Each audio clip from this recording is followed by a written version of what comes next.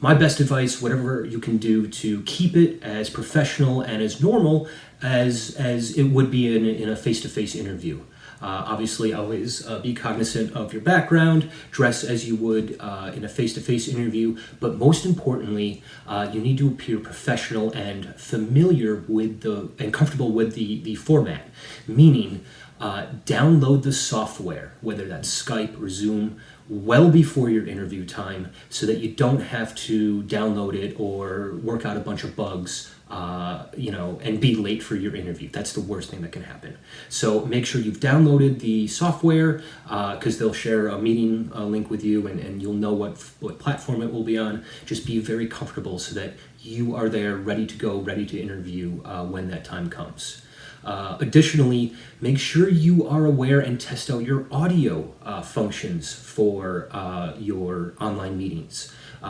All too often, people will be ill-prepared or they won't understand what they're talking into. Try to avoid using your computer microphone. It's just not the best quality. If you can get a headset or any type of microphone that will allow you to clearly communicate with people, that can only help.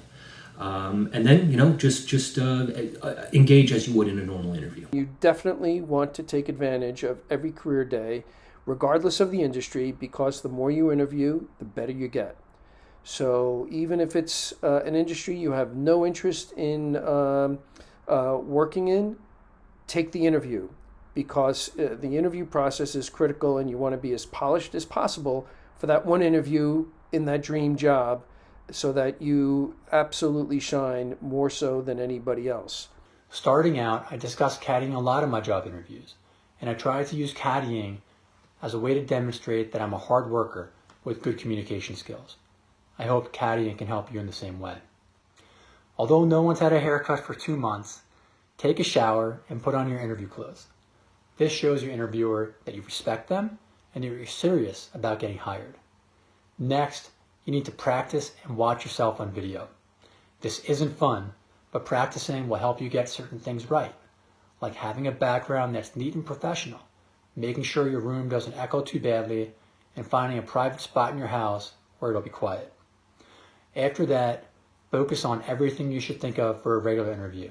After an interview, you definitely, within an hour or two, you want to send a thank you email to that person, taking the time to hear you out and mentioning that if it's a job or a company that you really want to work in, you want to state that very clearly.